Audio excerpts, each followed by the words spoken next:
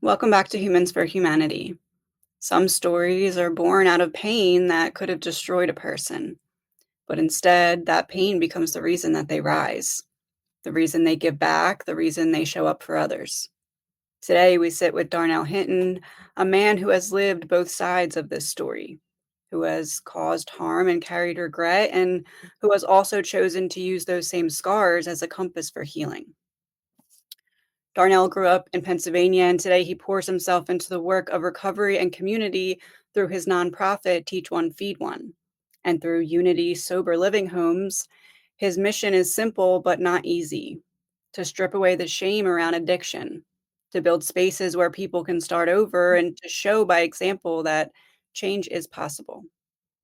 What's alive for Darnell right now is a new chapter, learning how to balance the grind of building his vision with the tenderness of building a life with his partner. It's not about choosing one or the other, but finding a way to hold both with intention. This conversation is about redemption. It's about transparency, and it's about what it means to turn your past into fuel for others. Darnell doesn't just talk about inspiration, he lives it imperfectly and honestly, in a way that makes space for us all to grow. This is Humans for Humanity, and this is Darnell's Reckoning. Darnell, do you want to start by saying anything about Teach One, Feed One or Unity Sober Living Homes?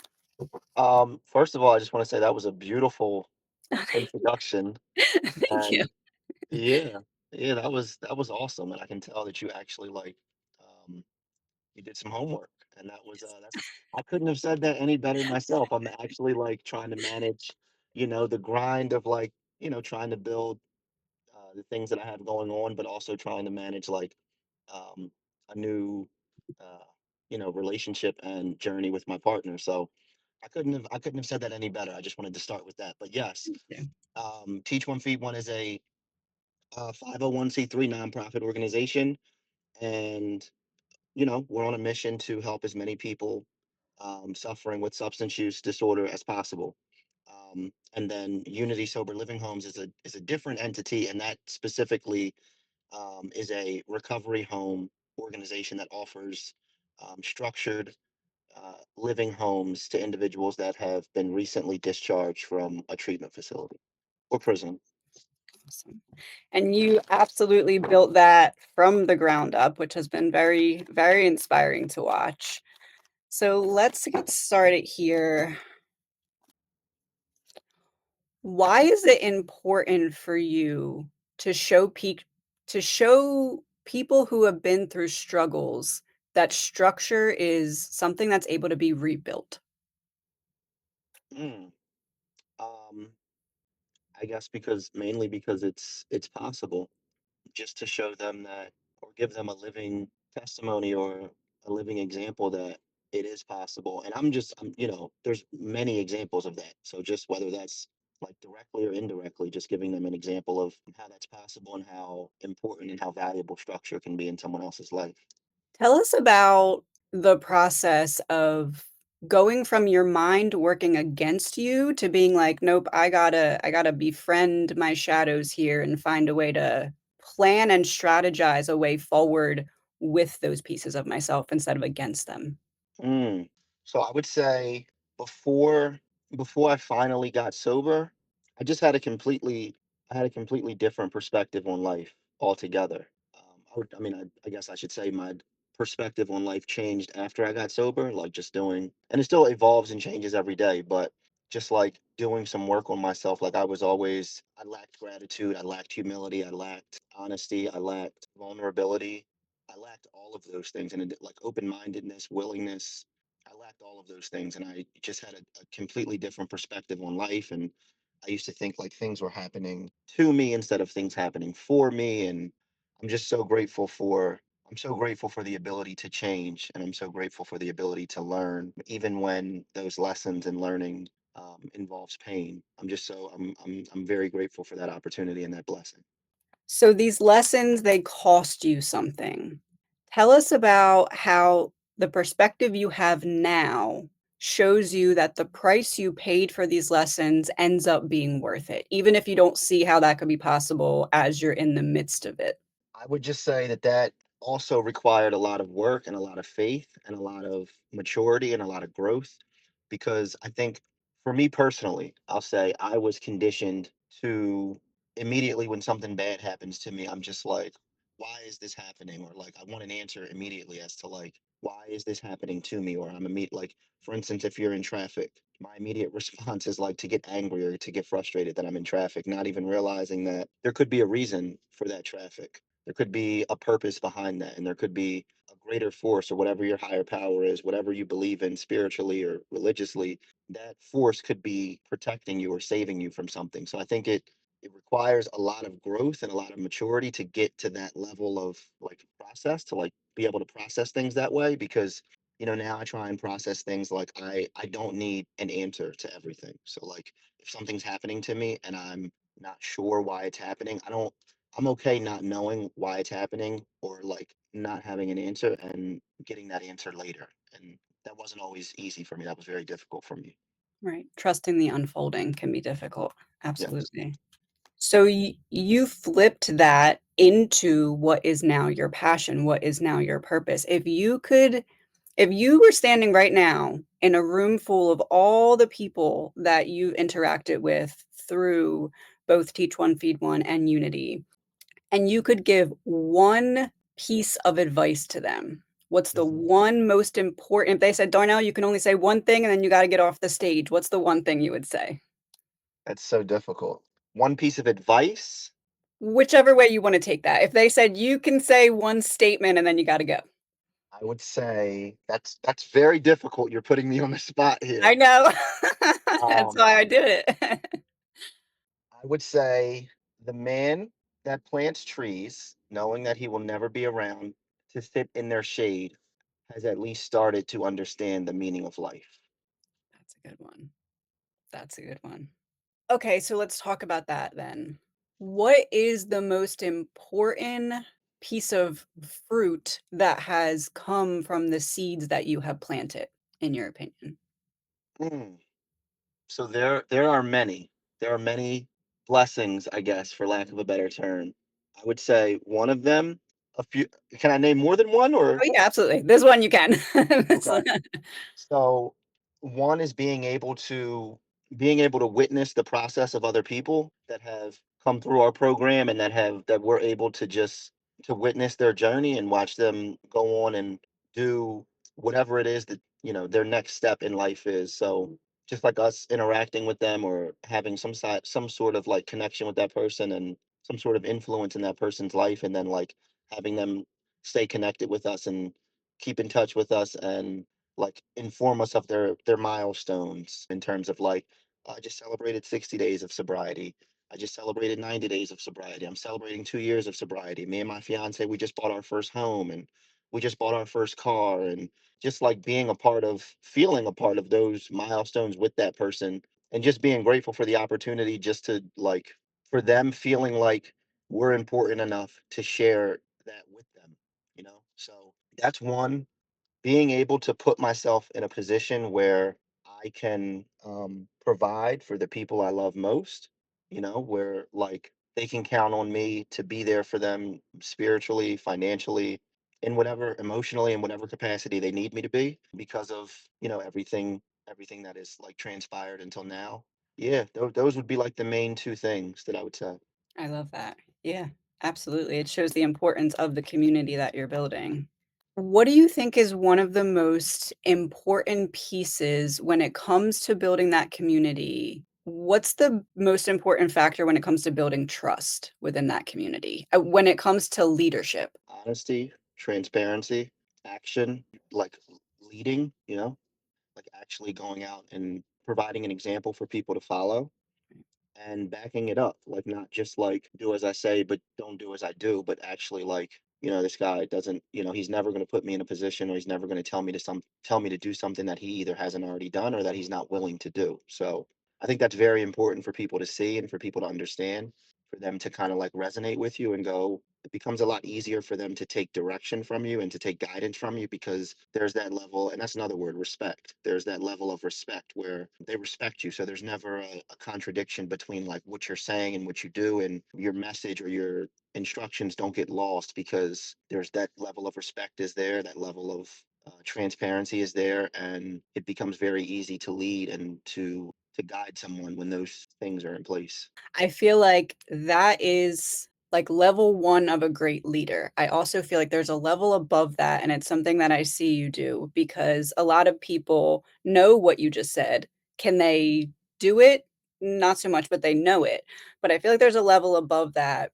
You give your vulnerability. You show I've been through this too. It's not just I'm doing it now, it's I've been through it. I have the wisdom because I've been there. Do you feel like that sharing of your vulnerable side, sharing of, like, you don't hide what you've been through. Do you feel like that has allowed your community to feel like they don't have to hide it either?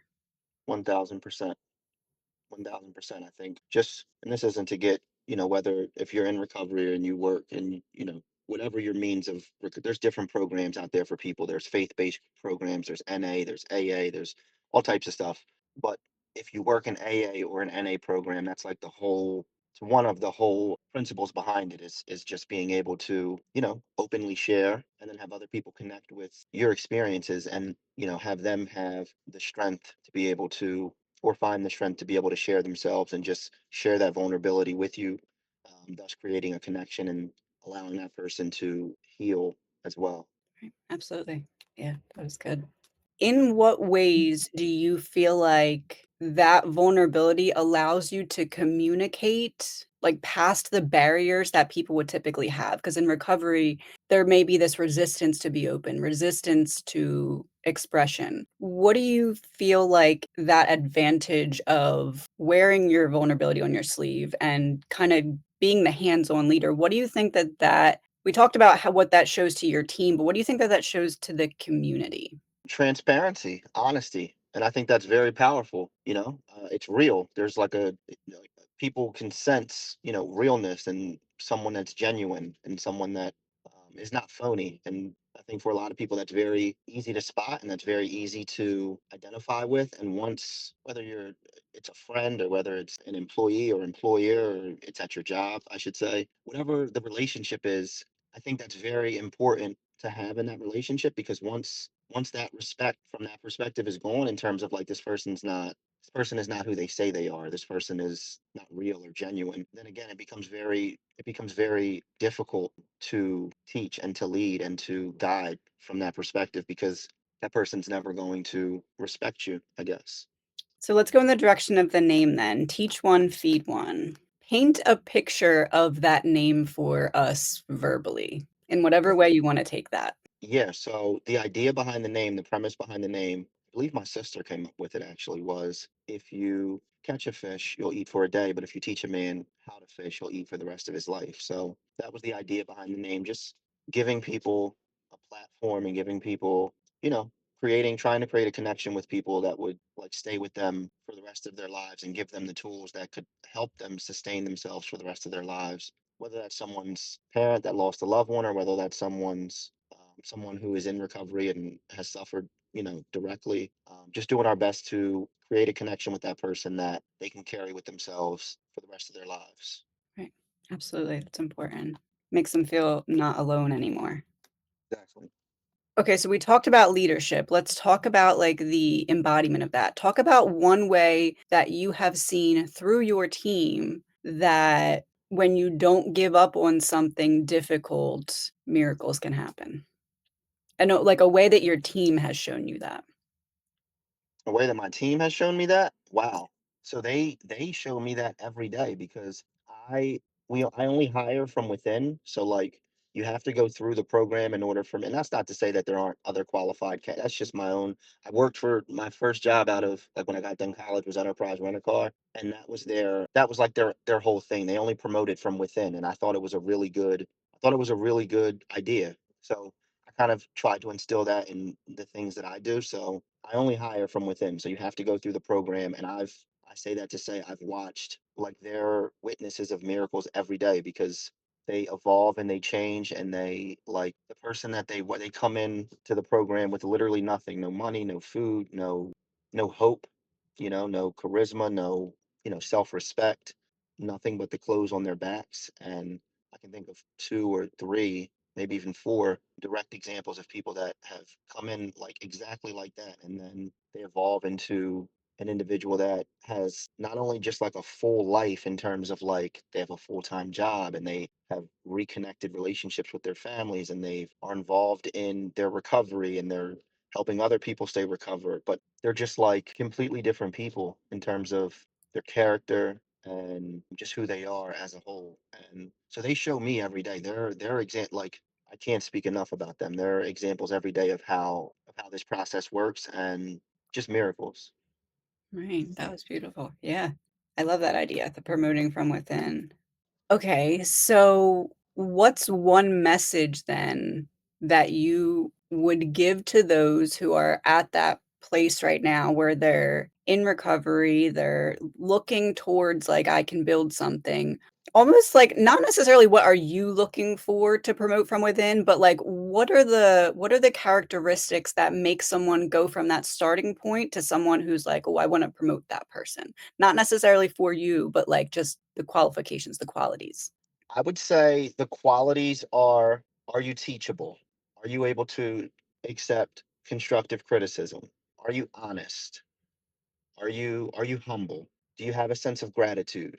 Just like basic I don't want to say basic because not everyone practices them, but basic, character traits of people. The actual like intangibles and job responsibilities that you would be asked to do are really less important to me because I can teach you that. I can give you a handbook and teach you how to do that. I can't teach attitude. I can't teach do you have a positive attitude? I can't teach perspective. I can't teach gratitude. I can't teach humility. Like if you have those things, you're good with me. Like I can the rest we can figure out. Right. Yeah, that was good. Talk about one way that life has shown you when you shift your focus, you shift your reality. I would just say everything that I have been very gratefully and fortunate enough to achieve up until now has shown me that.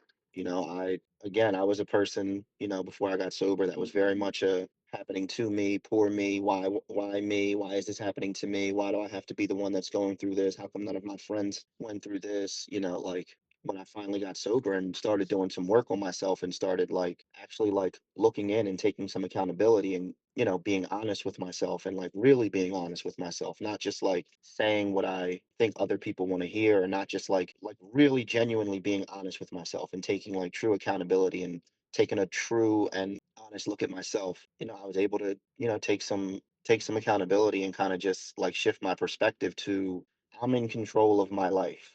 Like my life choices and like the result of my life are my responsibility and no one else's. Like if you're not happy, you have the ability to change that. You shouldn't be complaining about something that you're not willing to change. you Oh, know and yeah. that's not really that's I didn't always see things that way. I think i think it was Gandhi, I'm not really sure, but I think he said one of the greatest gifts that human beings have is the ability to change. Because a cat is a cat. A cat's always going to be a cat. A cat can't be a dog. A dog is always going to be a dog. A dog's never going to be a cat. But you, as a human being, whether you um, have been to jail or whether you've been to treatment 30 times or whether you've been, an absent mother or an absent father, you have the ability to change that. So it's a blessing. Yeah, that's very important perspective. Going back to the promotion from within, do you feel in some ways like everything you went through was that for you? Like you were being promoted from within, you just had to go through the experience so that you could help others? Now I see it that way. Before I didn't see it that. There was no way I could process it Right. Right. that way. But now I have the ability um, to process it that way. Yes. Okay, so going back to choices and what you said, when you are not choosing something different, it's the same as choosing the experience that you don't necessarily want. Talk about that a little bit further. So yes, I mean, I I would agree with that statement. You are if you are not actively becoming the person you want to be, then you are actively choosing to essentially stay the same, you know? So I completely agree with that statement. Yeah. By not like doing the things you have to do to change, or by not like making steps or making progress in your life to like to change or to evolve or to do whatever, you are consciously choosing to stay exactly the same. Right. Talk about the burden of healing. Like when you are, let's talk about coming out of recovery and back into like whatever normalcy is meant to look like. What would you say the biggest burden of healing is in that stage, and what's something you did to kind of work through that? So the biggest burden for me personally was not wanting to ask for help and feeling like I was a burden to my family, and feeling like when I finally did get sober, like at that point I had been to treatment probably 9 or 10 times. I had made promises to people that I had made 20 times before. I had, you know, burned a lot of bridges and, ruined a lot of relationships. So at that point, it was very hard for me to muster up the courage to like ask for help and not be afraid, not be afraid to do that, because at that point, the people that I was connected to, they didn't want to hear what I had to say. It was, and they had that right, because I didn't give them any. I had no credit. It's like trying to get a loan with no credit. They were looking at me like, "Hey, you haven't produced anything, so why would I believe anything that you're saying right now?" And they had every right to do that. So that was the biggest burden for me personally, just being able to have the courage and the strength and the vulnerability to ask for help. Uh, yeah, I struggled with that a lot. The first time that you went forward with asking, did it feel like putting down a burden, or did it feel like the burden was more so? It felt like, I guess, a little bit of both. That makes sense. Yeah, I guess it felt like a little bit of both. I felt like a burden because, and maybe this is just me personally, but even like taking it a step further, it's even more difficult for me asking for help because, whether society tells you or whether it's something that I tell myself, but, I'm a man, right? So I'm supposed to have life figured out, and I'm not supposed to have any questions, and I'm supposed to be all knowing, and I'm supposed to be strong and courageous. So, it was even more difficult to have to like succumb to the fact that like I don't really know what I'm doing. I don't know what I'm doing. I don't know where I'm at. I don't have any answers, and I need some help. Like I can't even get to. I just got a job, and I'm not making great money, but I can't drive there because I don't have a license. So can you give me a ride to work? Because right now that's really the only option I got, unless I'm going to walk or ride this bike. So that was very difficult for me. Right. Yeah, and that's a key part with, like, being a man, you're just expected to, like asking for help is viewed as weakness when it's not. It's still not weakness even if you're a man, it's just part of life. We're all in this together. There's parts where you're supposed to ask for help. But you're absolutely right, society makes us feel like men shouldn't have to ask for help. So, taking what you just said and going into now you are in a committed relationship with your beautiful fiance. Talk about the opening up, like the allowing yourself to just be loved by her after so many years of feeling like you didn't deserve that love, or that that love Wow. wasn't going to exist. Okay.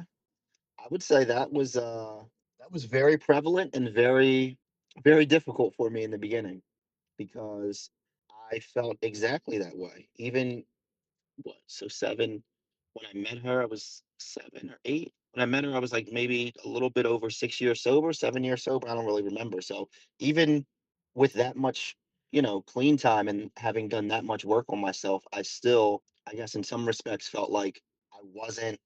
Maybe I don't know if I felt like I wasn't lovable or able to be loved, but I felt like maybe a relationship and marriage just isn't for me, just because of past experiences and me just not doing things the right way, and then also just the way that my current life is set up.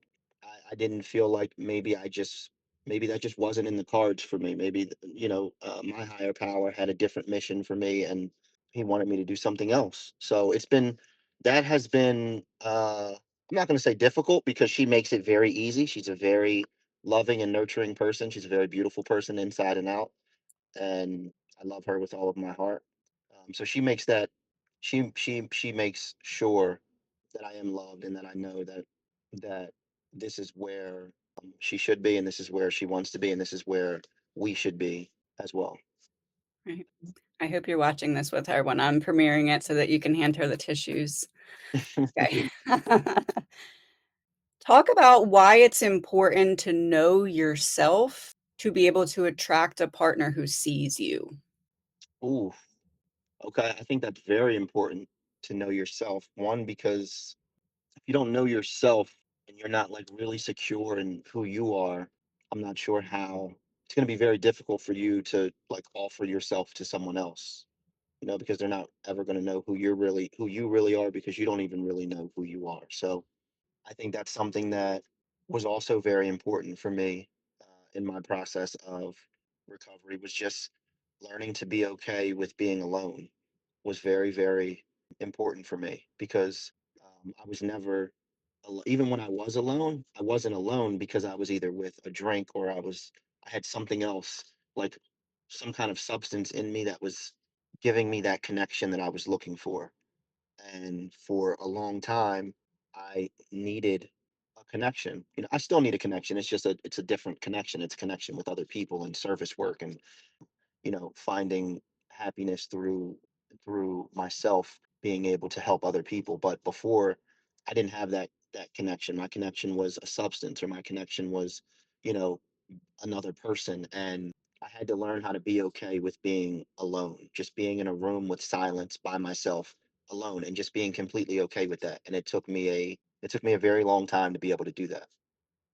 Right. What I got from what you just said, the picture it painted from me is when you're disconnected from yourself, you try and fill that void with the wrong things. When you're connected with yourself, you're able to get a reflection back of yourself instead.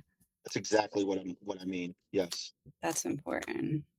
Talk about your favorite part about being a business owner. Like, not in any emotional sense, but, like, in, like, a strategy, puzzle, like, this is fun part of the business sense. Um, hmm. My favorite part in like from a strategy perspective. So I'm not gonna lie, sometimes it's a headache having to solve problems. I'm not gonna lie. And there's some days where I literally just want to take my phone and throw it in the Schuylkill River. I'm not, I'm literally not gonna lie about that. But I love I love getting a problem and being able to like hand it back to someone solved. I love the fact that people depend on me and like I embrace that opportunity to be able to provide opportunities for people to be able to support themselves or their families. And I shouldn't say I love, I'm very grateful for the opportunity to be able to do that for people. Right. Yeah. Yeah, that's a very good answer. Talk about an old program, like, in the mind that will sometimes try and reload from the past that you have to be like, "No, that I don't resonate with that thought anymore. I don't resonate with that shadow anymore." It still tries to come, but you actively can say, "That's not me." Instant gratification. One example would be it's very difficult. Like I like to prep my meals. And when my fiance's here, she does a great job of making sure that all my meals are prepped. She puts it in a nice little lunchbox for me. But when she's not here, I have to cook them myself. But it's very difficult to go and cook food and then put it in a container and then, bring it with you when you travel, wherever you're traveling to work or whatever. It's very easy to just, drive in your car on the way and stop at McDonald's or stop at Chick-fil-A. So that's just one example of like sometimes I'll have to catch myself and go, no, that's, you're hungry, but that's the quick fix. It will be a lot more rewarding if you just, wait 5 or 10 minutes, get to where you're going, put your meal in the microwave, and eat the meal that you already prepared. So, and that kind of thought process applies in other areas of my life. And I'm sure everyone else's life as well, where they can kind of just, they're presented with the opportunity of, fixing something right away rather than doing what's more rewarding and what will be more rewarding in their life, but maybe a little bit more difficult. or the difficult choice. Right, and it's more than just McDonald's, it's the fact that you're utilizing your willpower and your choices, so it seems like little things, but it actually ends up kind of being the how you make decisions on the bigger ones, so that's important. Talk about how sometimes a redirection is a form of divine protection of some sort. Hmm. So I will say, I'll give you an example. So I think there are many examples of this, but 9/11, there's a story of a guy who was on his way to work that day, and he was on his way to work, and on his way there, he stopped for coffee, and he spilled coffee on his shirt. So when he spilled coffee on his shirt, he was really upset. He was like, "Oh my God," you can imagine. He's got this white shirt on. He spilled coffee on it. He's about to go to work. He's got to go home and he changes. He goes home. He changes his shirt. He gets back in his car. He gets back on the highway. And when he does that, there's this huge traffic jam. And now, in his mind, he's thinking, in addition to spilling coffee on my shirt, in addition to already, probably going to be 10 to 15 minutes late, now I'm in this huge traffic jam and I'm going to be even more late. So he's irate at this point. He's frustrated. He's extremely angry. And what he didn't realize is the reason why he was in a traffic jam, what he would later, put on the radio and hear was that that day later turned into one of the worst catastrophes in American history. So instead of actually being in the tower, like being in at his job, like he would have been had he not spilled coffee on his shirt, it ended up, I wanted like saving him from that horrific event. Right? Yeah, that's a perfect example of that. And Yeah, that shows up in so many ways in our own lives that we don't even always realize it because those events aren't happening every day, but it doesn't mean we weren't still protected from like a car accident or exactly. something. Yeah, absolutely. Talk about why it's important to have something to pour yourself into and not just go through the motions. Like, what's the dangers of getting too caught up in going through the motions? Mm. The dangers of, I would say, getting caught up in going through the motions for me would just be like, there's no, I guess, ability to change. There's no challenge to that. It's kind of just like mundane, where you're just like, you're literally, I mean, you're just going through the motion. So I don't know how you can expect yourself to ever like evolve and change if you don't like do more, if you don't challenge yourself, or if you don't push yourself to a certain limit. Like in the gym, and for example, like your muscles need, and I hate to draw this parallel, but your muscles they need to go through a certain sort of like uncomfortability and like change and pain in order for them to grow. So if you're not willing to do that, then I don't know how you can possibly expect yourself to grow. Yeah. Which experience that you went through is most important when it comes to your confidence? So either that's like public speaking or socialization or business. Like, what helped you get to the confidence level that your life now requires? Honesty, just being honest and being transparent and being open and being vulnerable with people. I think I struggled for a long time because I wasn't willing to be honest with people in more than one way, but I guess the most detrimental way for me was not, I was so ashamed and so embarrassed to let people know like my history and my past, and that like I was an individual in recovery. And because of that, I would put myself in situations that like I had no business being in. So like, 2 days out of rehab, I get a text from a friend saying they're going to a party. It's John's birthday, and we're meeting at this bar. There, in no way possible should I be at a bar 2 days out of rehab. But because I was not okay with myself, and because I was too embarrassed to let someone else know what's going on in my life, when if I would have just like openly, and I know this now because I've done it, if I would have just like openly shared, where I was in life at that point, I'm sure that person would have been like, I completely understand and I respect where you are, and I think that's a great decision. But me in my head, I'm thinking, oh, they're gonna make fun of me, and I'm not gonna be in my mind who I think I should be in that person's mind. So I just all because I wasn't okay with myself. So like not being afraid to be like transparent and open with people and let them know like where I truly am, I think held me back for a very, very long time. And I think it has conversely, it has given me a new confidence and a new, just like being able to walk in any room and being totally okay with who I am, and just being okay with, like, if who I am is not okay with you, then that's okay with me as well, because everyone isn't for everybody. So, and that's that person's right. So, And you need to be okay with yourself to have that perspective. Otherwise, the second it's challenged, you're gonna kinda almost agree with that person, like, "Oh, I don't know who I am either." So, yeah, that's very important.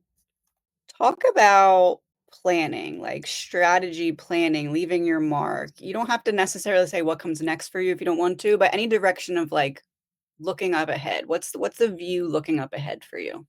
the view looking up ahead for me would just be, one, personally, like with me and my fiance. So she's not a United States citizen. We met on vacation in Mexico, so we're engaged, but now we have to go through the immigration process. So I would say going through that process and going through all the challenges and navigating through that process and making sure we get that taken care of, so we can, plan a wedding and we can take the next step in our lives, whatever that involves, if we're blessed enough to have kids, and, get married and do everything like that, then that would obviously, everything that comes with that would be, in the plans for me personally.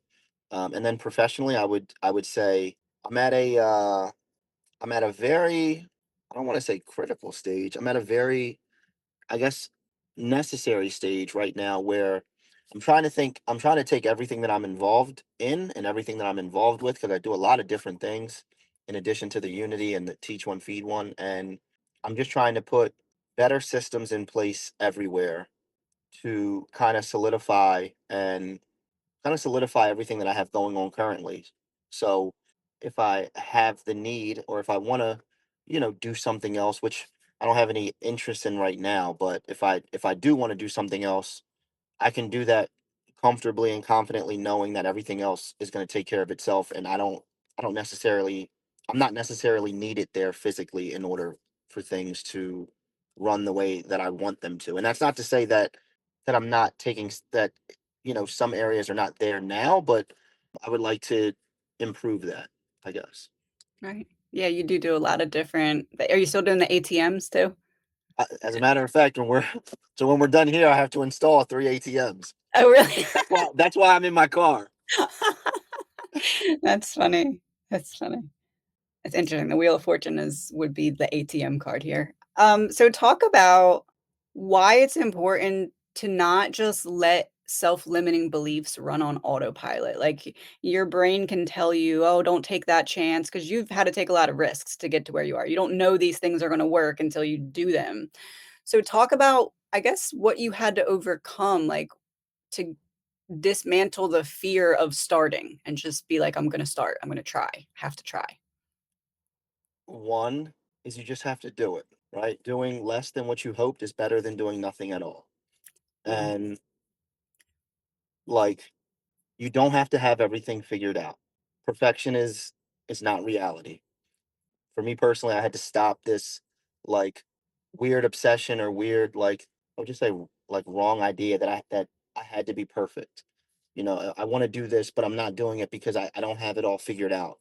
You don't need to have it all figured out, because most people don't have it all figured out. They just, for me, like, you just take the next step, you just take the necessary step. And if it doesn't work out the way that you planned, then you just readjust and you just do it differently next time. And I think that was paramount in my life, just being able to accept that, in addition to just being able to, like, again, be comfortable enough with myself not to let outside opinions and outside criticism, I guess, influence my thinking, my thought processes, and my actions.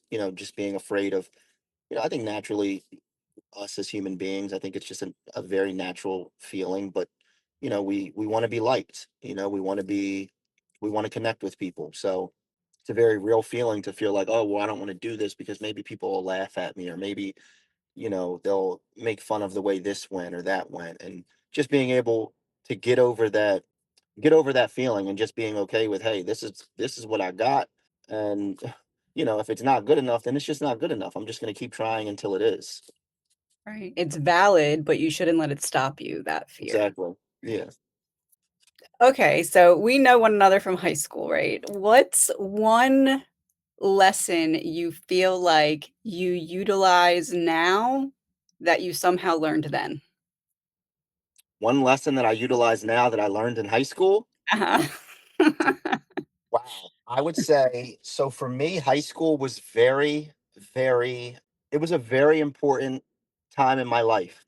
And I feel like it's a very important time for a lot of people. But for me personally, it was important because it opened my eyes and opened like my mind up to experiences and things that I didn't even know existed or were possible. So I went to public school, all like in elementary school and in middle school, and I would say the schools that I went to, they were like maybe middle to lower class.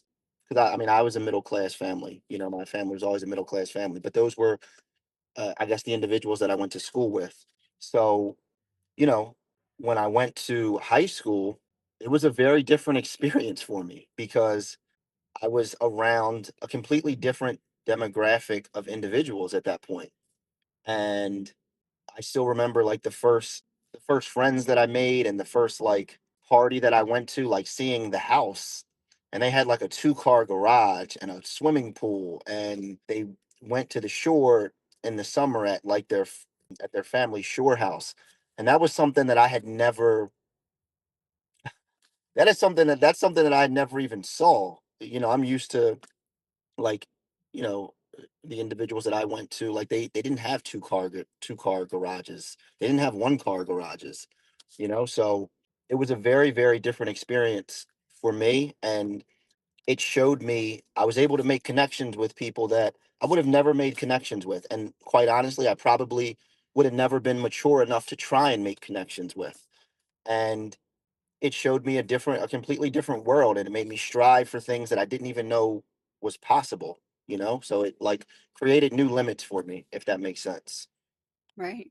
Do you feel like that like, the high school experience was almost like your orientation for what you do now? Like, this is what's possible. You just have to create it. In a way, yes, I feel like I wouldn't be who I am today if my parents didn't make me go to that high school. I feel like I would be a completely different person. I wouldn't have the same personality. I would just be a completely different person altogether. Obviously, I don't know how I would have ended up, but I think that was a very necessary step for me, and I'm very grateful for them because my mom had to work two jobs to send me to that school. So I'm very grateful for her making that sacrifice for sending me there because it, in addition to the friends that I made and the connections that I made and the friends that I still have today and all the experiences that it like left with me, it was very necessary for my character as a person and for my just my mindset. So I'm very grateful for that. Right. I'm so glad I asked that question. That was a very good answer. Say something to the statement, "Dreams don't work unless you do." Okay. Dreams don't work unless you do. Yeah. I would say I would say yes. I would say 1,000%. I couldn't agree with that more. I would say the people that we idolize and the people that we look up to and the people that we're like, wow, that's just so amazing. Like, how did they do that? Yeah, I mean, obviously they're on a they're operating at a very high level, but they're human beings just like us that just, they believed in themselves. They took a risk and the difference is they just didn't stop. They were just consistent, and again, I want to preface that by saying they're operating at an extremely high level, but they believed in themselves and they just didn't stop until they achieved what they hoped to achieve. Yeah, that's important. Absolutely. Talk about why it's important to continue to learn even after you're in the position that like, right now, you're in a position that you dreamed of being in before, but you continue to learn. Talk about why that's important. Mm. So I think it's very important to remain teachable at all times.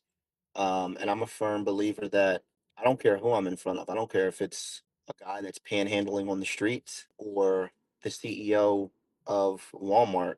I can learn from anyone, And that person, whether that person is the CEO of Walmart or whether that person is panhandling on the streets or whatever they're doing at that given time, they have experiences that have led them to that point. And They're probably experiences that I haven't been through. And it's important for me to always remain teachable and to never lose that the ability to be teachable, because you never know who's going to walk into your life and who's going to change your life forever, or who you're going to run into, and what that person's going to have to say that you can take with you and that you can carry with yourself. Right, because that panhandler might say one line that changes your whole way of thinking that the CEO might be too busy to even give you the time of day for. Exactly. Absolutely, that's important. Oh, I didn't realize that was the last one. Okay, so last question. If the version of you before recovery was on the phone with the version of you right now, what would that conversation look like? If you now was, like, in charge of the convo, not like you back then is, like, the secondary part. Mm, it'd be a very long conversation with a lot to say. I'd say be patient, be more grateful, practice gratitude, find a higher power. Don't be afraid to be vulnerable. Be more open minded. Be teachable. Practice humility, and say, you know, it's okay to ask for help. You're not weak for asking for help. Would say, be more mature. Help others more. Not being a class clown is not corny. You're not corny for paying attention in school and getting good grades. I would say a lot to myself. I would be a better partner, be a better son, be a better friend, be more honest, practice practice loyalty. I would say a lot. Trust me. So now that current you still has the mic, finish this thought.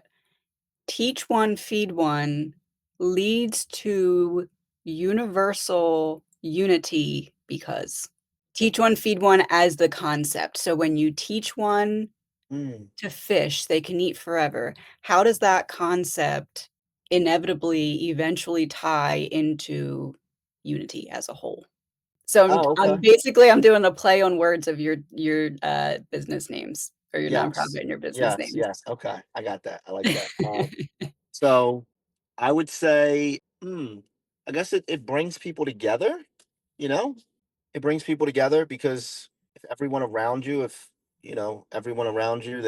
friends or whatever that you're connected with, if we all know how to fish, I guess, and we're all able to fend for ourselves and fish for ourselves and contribute, and I'm pouring into you and you're pouring into me, then I think it's going to be a very synergistic relationship that's mutually beneficial for both of us, and for everyone involved. Yeah, absolutely. Do you have any final words before I go into your outro? Uh, no, not right now. So, okay, so what I love most and what I kind of knew going into this about Darnell's story is that you don't pretend that healing is neat, and I think that that is very important. It's layered, it's about learning how to live with what you've done while also daring to believe that you're worthy of building something better. Darnell showed us that you can carry sacred pain and still choose to turn it into sacred purpose. And maybe that's the real reckoning, not erasing your past, but letting it teach you how to walk differently, how to lead differently, how to love differently. Darnell reminds us that the scars we hide from the world can become the very maps that guide someone else home.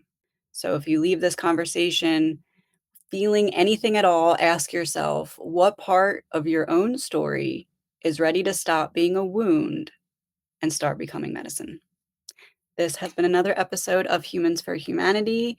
Thank you so much for watching. Thank you again, Darnell, and we will talk to you all soon.